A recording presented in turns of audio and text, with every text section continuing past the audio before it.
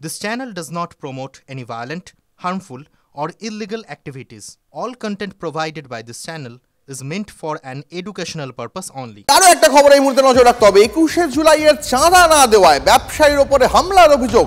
কাঠগড়ায় শাসক দলের স্থানীয় নেতৃত্ব। রাজবল্লভপুর বিশ্বাস আটি বাজার এলাকায় ওই ব্যবসায়ীর ওপরে হামলার অভিযোগ। আক্রান্ত ব্যবসায়ী নিতাই ঘোষ বলছেন 21শে জুলাইয়ের মিছিলের খরচ বাবদ তার কাছে ৫৭,০০০ টাকা চায় স্থানীয় তৃণমূল নেতারা।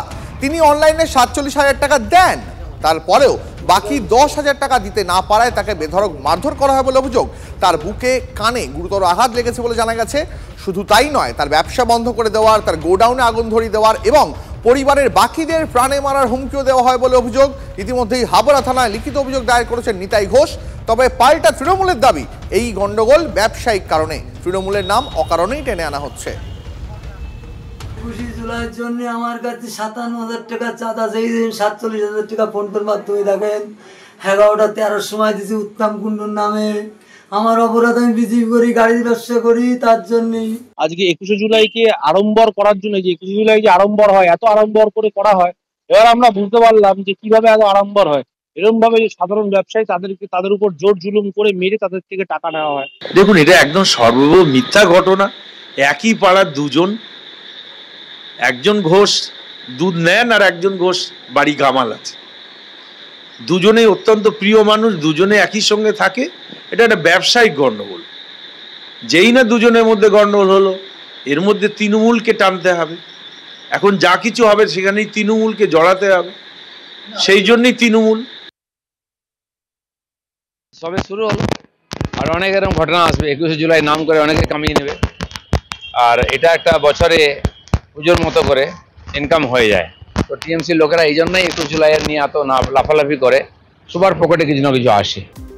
শিল্পাঞ্চল ব্যারাকপুরে রেল অবরোধ, বাম কর্মী সমর্থকদের পুলিশের সঙ্গে অবরোধকারীদের ধস্তাধস্তি। বেশ কিছুক্ষণ অবরোধ চলার পর ব্যারাকপুরে রেল অবরোধ তুলে নেয় পুলিশ। বাম শ্রমিক সংগঠনের ডাকা ধর্মঘটে যাদবপুর 8B বাস স্ট্যান্ডের কাছে অবরোধ। রাস্তায় আগুন জ্বালিয়ে বিক্ষোভ বাম কর্মীদের, পরে পুলিশ এসে আগুন নিভিয়ে দেয়। এরপর বিক্ষোভকারীরা যাদবপুর স্টেশনে গিয়ে অবরোধ করে, পুলিশ এসে সেই অবরোধও তুলে দেয়। হুগলি স্টেশনে অবরোধের জেরে আটকে পড়ে হাওড়াগামী ডাউন ব্যান্ডেল লোকাল। পতাকা নিয়ে রেল লাইনে নেমে পড়েন ধর্মঘটীরা। 10 মিনিট অবরোধ হয় হুগলি স্টেশনে। রেল যাত্রীদের সঙ্গে ধর্মঘটীদের বচসা বাঁধে। রেল পুলিশ এসে অবরোধ হটায়। ধর্মঘটের সমর্থনে তারকেশ্বরেও রেল রাস্তা অবরোধ বামেদের। প্রায় আধ ঘন্টা ধরে ব্যাহত রেল চলাচল, অবরুদ্ধ একাধিক গুরুত্বপূর্ণ রাস্তা। পরে পুলিশ এসে অবরোধ তুলে দেয়। রিষড়া এবং কোন্নগর স্টেশনের মাঝে হাওড়া বর্ধমান মেন লাইনের আপ এবং ডাউন লাইনের ট্রেন অবরোধ করে বন্ধ সমর্থনকারীরা। বেশ কিছুক্ষণ অবরোধ করে তারা। অবরোধের ফলে হাওড়া এবং ব্যান্ডেলগামী ট্রেন আটকে পড়ে। পরে রেল পুলিশ এসে অবরোধকারীদের হটায়।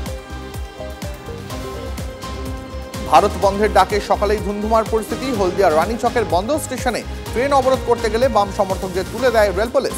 লাঠি উঁচিয়ে তাড়া করে পুলিশ। এই সময় কার্যত ধস্তাধস্তির পরিস্থিতি তৈরি হয়। কয়েকজন বাম সমর্থককে আটক করে রেল পুলিশ।